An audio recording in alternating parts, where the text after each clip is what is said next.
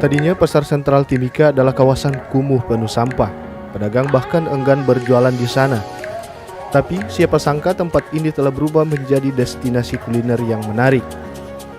Pemkab Timika melalui Dinas Perindustrian dan Perdagangan atau Disperindak menjulap pasar sentral Timika dengan konsep wisata kuliner kekinian yang cukup menarik untuk dikunjungi.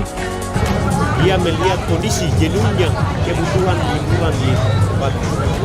Saya sebagai warga masyarakat Timika, saya sangat salut kepada beliau.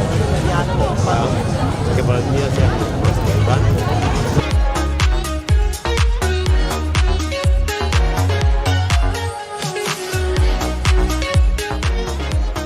Di sana telah bertengger para pedagang dengan sistem zonasi, mulai dari kawasan penjualan buah, makanan ringan hingga kafe tongkrongan.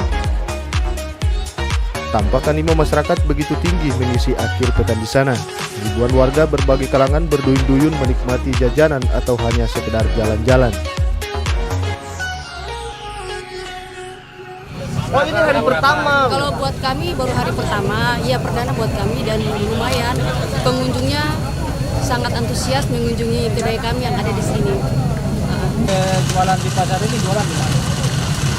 Kalau saya sih jualannya biasa jualan dari rumah sih. Online ya, Bu? Online, iya. Online.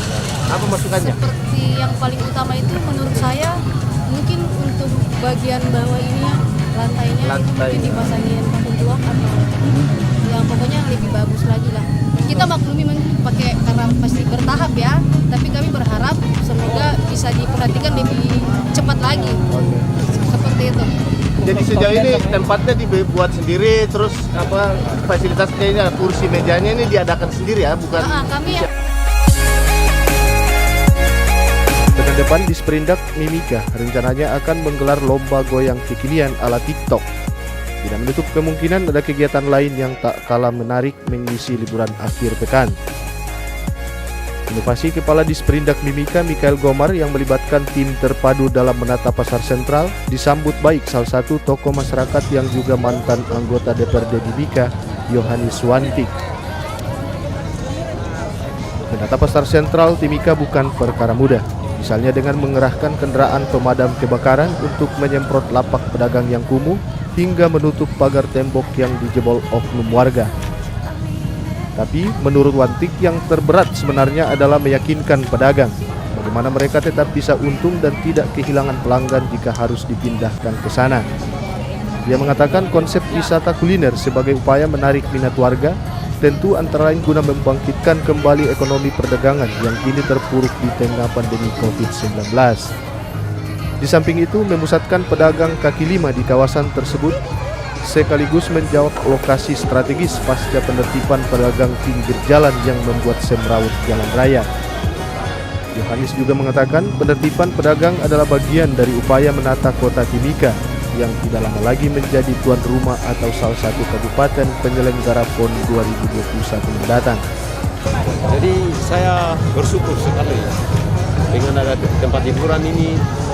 Kita bisa undang masyarakat kita, keluarga kita, tetangga kita, akhirnya bisa ramai sini.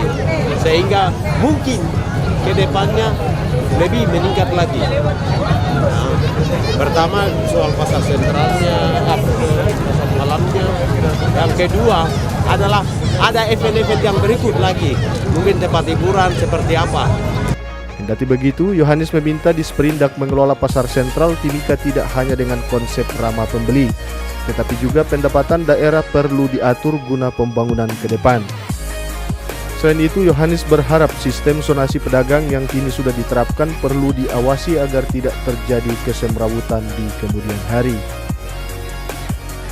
Tim Liputan Seputar Papua TV melaporkan.